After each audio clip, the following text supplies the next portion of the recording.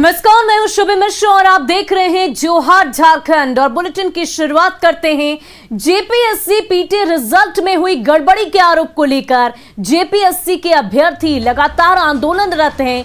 प्रशासन ने रांची के मोरहाबादी मैदान में धारा 144 लागू कर दी है। प्रशासन ने मोरहाबादी मैदान परिसर में किसी भी तरह के विरोध प्रदर्शन, धरना, बैठक और घेराव कार्यक्रम पर प्रतिबंध लगा दिया है। देर रात प्रशासन ने कार्रवाई करते हुए आंदोलनरत जेपीएससी अभ्यर्थियों को जबरन वहां से हटा दिया। वहीं कुछ जो आंदोलनरत अभ्यर्थी सुबह मोरहाबादी मैदान स्थित बापू वाटिका पहुंचे, उन्हें भी वहां से हटाया गया। मोरहाबादी मैदान को प्रशासन ने खाली करने का आदेश दिया है। मोरहाबादी मैदान में भारी संख्या में पुलिस बलों की तैनाती की गई है। वहीं अभ्यर्थियों ने सरकार पर तानाशाही का आरोप लगाया है।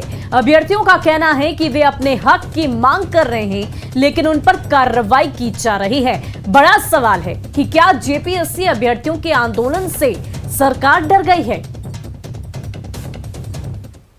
डर चुकी है, इसलिए जो यूनिटी है उसको बिखराने की कोशिश कर रही है कि यहाँ पे कोई यूनिटी ना बन पाए इससे। ये क्योंकि हम लोग देखिए इतना स्ट्रगल कर रहे हैं, मेहनत करके पढ़ाई करते हैं दिन रात करके। जब रिजल्ट हम लोग तो अपना हक मांग रहे हैं ना, और क्या मांग रहे हैं? स्टूडेंट है, राज्य का भविष्य है, ये तो खुद सोचना चाहिए। और अभी यहाँ पे आके ये बोल रहे हैं कि 144 लग गया, आप यहाँ पे आंदोलन नहीं कर सकते हैं, पब्लिक भीड़ इकट्ठा नहीं कर सकते हैं। तो आप बताइए, 144 ये कल का डेट में लगाए हैं और आज बोल रहे हैं कि नहीं हो सकता है। तो कल शाम में इरफान अंसारी भी तो आए थे, उनके चक्कर में हजारों हजार भीड़ लगा था। तो क्या उनके ऊपर केस होगा? बताइए। मैं आपसे सरकार से सवाल करना चाहता हूँ, वो आपके सत्ताधारी पक्ष के विधायक हैं, क्या उन पर केस होगा कि सिर्फ हम ही पे स्टूडेंट पे लगता है? ये सरकार डिक्टेटरशिप पे उतर चुकी है, तानाशाही कर रही है। सरकार को लगता है कि हम लोग का आंदोलन करके, केस करके हम लोग आवाज दबा देगी, लेकिन हम लोग दबने वाले नहीं है। और देखिए, एक बड़ी खबर बिहार के गोपालगंज से सामने आई है। 3 शराब तस्करों को 10-10 साल की सजा सुनाई गई है। 5-5 लाख रुपए का जुर्माना भी लगाया गया। हरियाणा के रहने वाले हैं ये तीनों शराब तस्कर। 22 अप्रैल वो तारीख थी जो कटैया में कार से इनकी शराब जब्त की गई थी। 265 लीटर शराब इनकी कार से जब्त की गई थी। 8 महीने में स्पेशल कोर्ट ने तस्करों को ये सजा सुनाई है।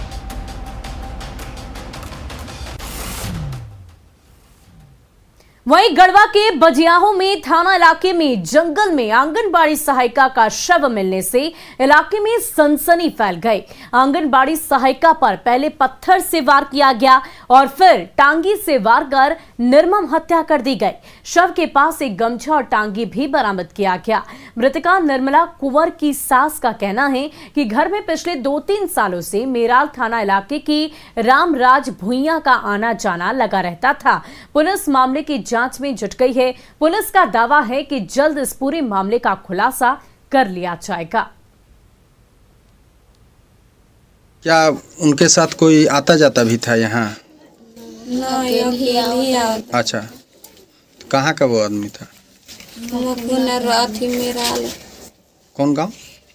सिकटवा टोला का गाँव से नहीं जाना था। अच्छा, हम कहाँ जानबे? हाँ नहीं, ठीक है। उसका पहचानती हैं देखने के बाद? हाँ, यहाँ याद रहते तो देखते रहे। तो ग्रामीणों की मदद से खोजबीन करने के बाद शिकारी मड़ा पहाड़ में उनका शव मिला है चोटी पे। जी सर। प्रथम दृष्टि देखने से हत्या प्रतीत होता है। किस चीज़ से हत्या की गई सर? ये जैसे देखने से लगता है कि धारदार कुछ हथियार है। वहीं धनबाद के भूली हॉल्ट के पास रेलवे ट्रैक पर एक शख्स का शव मिलने से सनसनी फैल गई। व्यक्ति का सिर धड़ से अलग है। सूचना मिलने के बाद गोंदूडीह ओपी पुलिस मौके पर पहुंची और शव को पोस्टमार्टम के लिए भेज दिया गया। फिलहाल शव की शिनाख्त नहीं हो सकी है। हालांकि शव के दाहिने हाथ पर गोदना से वीरेंद्र लिखा हुआ है।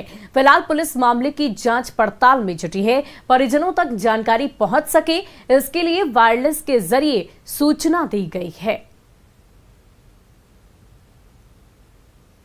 मिली हम लोगों को भूली जो हॉल्ट है उससे पश्चिम करीब 1 किलोमीटर लगभग पर पोल संख्या 200 75/5 और 273/3 के बीच में अज्ञात व्यक्ति का ट्रेन से कटने के बाद उनका शव पड़ा हुआ है।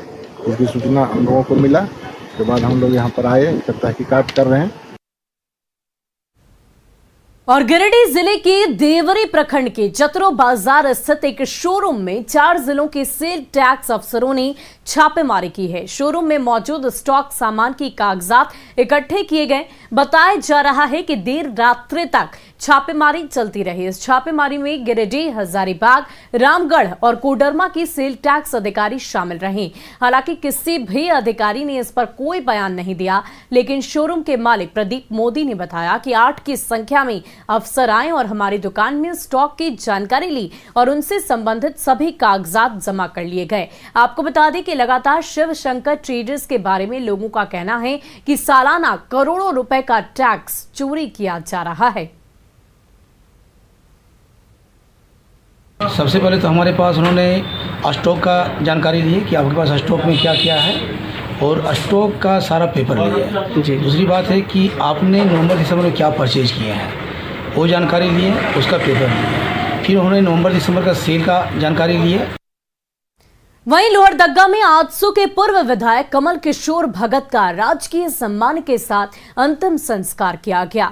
कई राजनीतिक दल के नेताओं ने उनके पैतृक आवास जिंगी गांव पहुंचकर उनको श्रद्धांजलि अर्पित की। पूरा गांव नम आंखों से कमल किशोर भगत को आखिरी विदाई देता नजर आया। मुख्य रूप से आजसू सुप्रीमो सुदेश महतो भी वहां पर मौजूद रहे।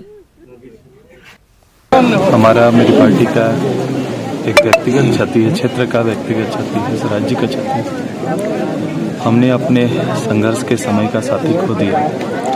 इस राज्य की उम्मीद और इस क्षेत्र के एक जनप्रतिनिधि होने के नाते जो भरोसा है आज टूट चुका है। ये बड़ा कठिन होगा, बड़ा कठिन समय होगा जब अपने लोगों की भावना को समेटने का एक बड़ा काम और जिम्मेदारी होगा। वहीं लोहरदग्गा में दिवंगत आजसू नेता कमल किशोर भगत के अंतिम दर्शन के लिए लोगों की भीड़ उमड़ पड़ी। कमल किशोर भगत के निधन से कार्यकर्ताओं में दुख की लहर है। उनके अंतिम दर्शन के लिए सांसद सुदर्शन भगत के साथ ही बीजेपी विधायक नवीन जायसवाल और पूर्व विधायक सुखदेव भगत भी मौजूद रहे। सभी ने कमल किशोर भगत के निधन को झारखंड के लिए अपूरणीय क्षति करार दिया। जो मैंने कहा कि मैंने अपना छोटा भाई खोया है और मैं उम्मीद करता हूं कि उनकी पत्नी जो अभी अस्वस्थ है वो शीघ्र स्वस्थ हो और ईश्वर इन श्री चरणों में उन्हें स्थान दे। और सबसे बड़ी बात है उनके माता पिता उनको सहने की शक्ति दे, यही मैं ईश्वर से कामना करता हूँ। और बढ़ते हैं अगली खबर की ओर। जेएमएम के 12वें केंद्रीय महाधिवेशन की शुरुआत हो गई है। पार्टी के केंद्रीय अध्यक्ष शिबू सोरेन और कार्यकारी अध्यक्ष हेमंत सोरेन ने दीप प्रज्वलित कर महाअधिवेशन की विधिवत शुरुआत की। इससे पहले पार्टी का झंडोत्तोलन शिबू सोरेन ने किया। इसमें पार्टी संविधान के तहत केंद्रीय समिति की ओर से पार्टी संगठन का चुनाव किया जाएगा। 3 दिनों की जगह इस बार कोविड संक्रमण की वजह से केवल 1 दिनों का आयोजन किया जा रहा है, जिसमें राजनीतिक प्रस्तावों के साथ ही पार्टी के संविधान में संशोधन का भी प्रस्ताव पेश किया जाएगा। हम लोगों का शेड्यूल प्रोग्राम है। हर राजनीतिक दलों को एक निश्चित समय पर महाधिवेशन करना अनिवार्य है। उसके तहत ये कार्यक्रम किया जा रहा है और ये विशुद्ध रूप से झारखंड मुक्ति मोर्चा जो आज इस राज्य की सबसे मजबूत और सबसे बड़ी पार्टी है, उसका महाअधिवेशन है। मैं झारखंड मुक्ति मोर्चा के सभी पंचायत से जिला से प्रखंड और राज्य स्तरीय और आस पड़ोस के राज्यों के सभी कार्यकर्ताओं को आज के महाधिवेशन पर ढेर सारी शुभकामनाएं। वहीं राजधानी रांची में चल रहे जेएमएम के 12वें महाधिवेशन में राजनीतिक प्रस्ताव पेश किए जाएंगे।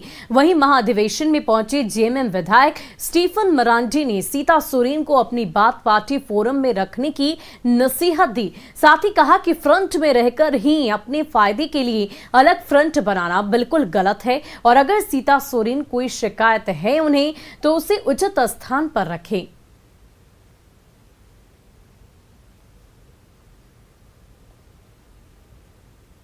कि सीधे सीधे लक्ष्य हमारा रहता है कि अंतिम पंक्ति के लोगों तक जो सरकार की जो सुविधाएं हैं, जो उनका हक है, अधिकार है, वो प्राप्त हो।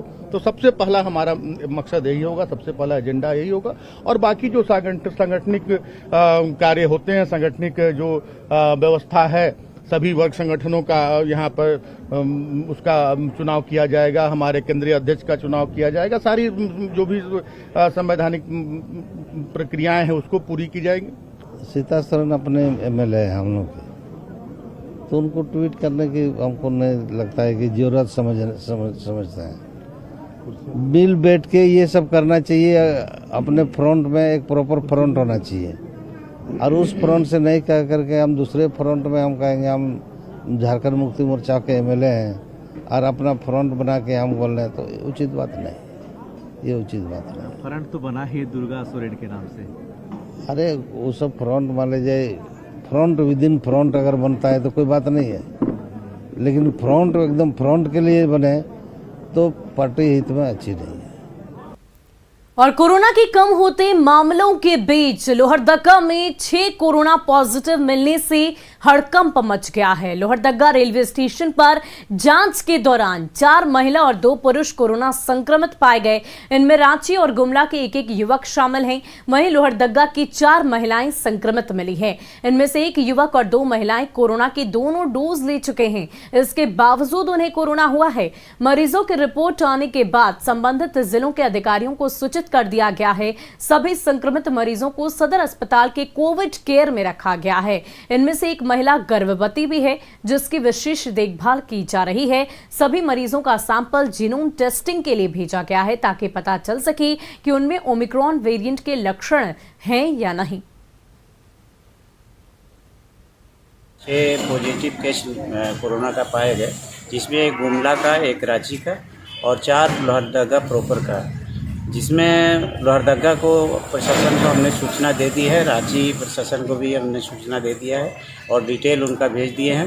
बाकी जो 4 हैं उनको हमने एम्बुलेंस से सदर हॉस्पिटल में कोरोना वार्ड में भर्ती कर दिया है। बाकी 4 लड़कियां हैं, उनका कॉन्टैक्ट हिस्ट्री में बाहर से आने का बिल्कुल नहीं है। लोकल स्तर पर ही कहीं ना कहीं से इन्फेक्शन उन्हें हुआ। सर, इनका जीनोम टेस्ट के लिए भेजा गया है? हाँ, जीनोम टेस्ट के लिए भेजा ताकि हमको पता चल सके कि डेल्टा है या ओमिक्रॉन है या वो अदर कोई अल्फा बीटा गामा डेल्टा किसी में से किसी में है, ताकि हम और प्रिकॉशन ले सकें। वहीं दुमका शहर के गांधी मैदान के आसपास हड़िया दारू बेचने वाली महिलाओं को हड़िया दारू की बिक्री बंद करने को कहा गया है। झारखंड राज्य आजीविका संवर्धन समिति यानी कि JSLPS के फूलो झानो आशीर्वाद योजना के तहत जोड़ने के लिए टाउन थाना की पुलिस ने सभी महिलाओं को हड़िया दारू बिक्री बंद करने को कहा। पुलिस ने सभी हड़िया दारू को जब्त कर लिया। इस पर हड़िया दारू बेचने वाली महिलाएं भड़क गई और कहा कि उन्हें प्रतिदिन 500 रुपए दिया जाए तभी वो हड़िया दारू बेचना बंद करेंगी।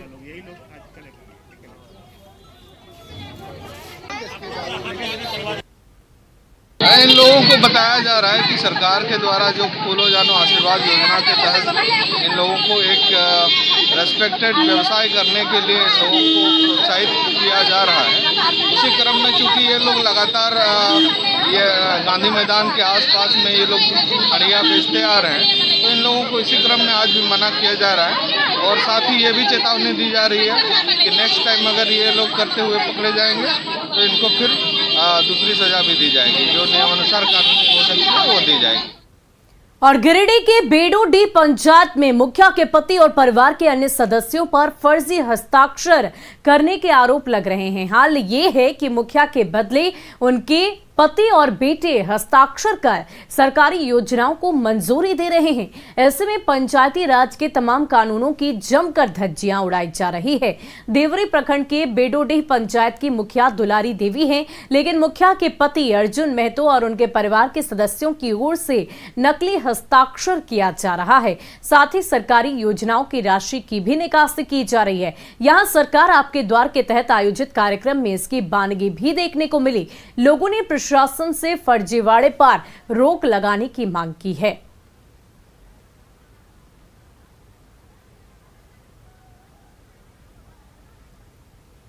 और न्यूज 18 की खास मुहिम मिशन साहस के जरिए एमएसएमई सेक्टर में आगे बढ़ने के बेहतरीन टिप्स साझा करेंगे जाने माने एमएसएमई एक्सपर्ट विनायक नाथ। इस श्रृंखला में विनायक नाथ से जानिए मॉडर्नाइजेशन और एक्सपेंशन से जुड़ी जरूरी बातें।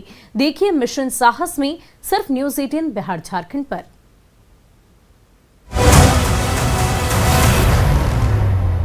एमएसएमई में एक बहुत बड़ा चैलेंज देखा जाता है मॉडर्नाइजेशन और एक्सपेंशन का। इसको किस तरह से हम लोग हैंडल करें और बचें, इसके बहुत से तरीके हो सकते हैं। मूलतः हमको प्लानिंग करने के जो 4-5 तरीके हैं, आइए उन्हीं पे बात करते हैं। सबसे पहली चीज़ जो हम देखते हैं मॉडर्नाइजेशन की, वो होता है टेक्नोलॉजी का, मशीनों का, एम्प्लॉयज़ की ट्रेनिंग का, या फिर हमारे रॉ मटेरियल प्रोक्योरमेंट के सोर्सेज का।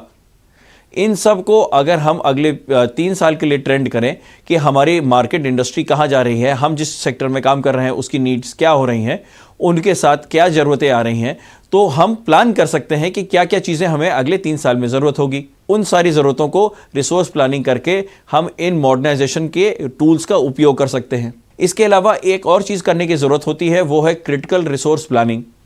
यानी कि कब कौन सा रिसोर्स हमारे लिए क्रिटिकल हो जाएगा जिसके बिना बिजनेस चलाने में या उस एम्प्लॉय के ना होने पर बिजनेस को सही माध्यम से काम कर पाने में दिक्कत आएगी। इस क्रिटिकल रिसोर्स प्लानिंग को हमें हर वक्त ध्यान देना चाहिए, चाहे हम मॉडर्नाइजेशन कर रहे हों या एक्सपेंशन कर रहे हों या नहीं। इसके अलावा एक्सपेंशन के चैलेंजेस, हमें ये देखना चाहिए कि मार्केट एक्सपेंशन करते वक्त क्या हम सेक्टर वाइज एक्सपैंड कर रहे हैं, क्या हम डेमोग्राफिक एक्सपैंड कर रहे हैं यानी कि एरिया वाइज कर रहे हैं, या फिर हम केवल ये देख रहे हैं कि हम नेशनल और इंटरनेशनल कर रहे हैं। हमको मार्केट की पहले रिसर्च कर लेनी चाहिए और ये जानकारी ले लेनी चाहिए कि कौन से प्रोडक्ट्स हैं ऐसे जो मार्केट में वहाँ हम पहले उतार सकते हैं। और हमें फिर उसके बाद ये देखना चाहिए कि हमारे टॉप 3 प्रोडक्ट्स जो हम बनाते हैं उनमें से कौन से उस मार्केट की नीड से मैच करते हैं। यदि मान लीजिए सिर्फ एक ही प्रोडक्ट हो तो हमेशा एक ही प्रोडक्ट उतारना चाहिए, मैक्सिमम 2 SKU के साथ। इन सारी चीज़ों को अगर हम एक साथ समायोजित करके चलें तो हम बहुत अच्छे से अपना मॉडर्नाइजेशन और एक्सपेंशन कर सकते हैं।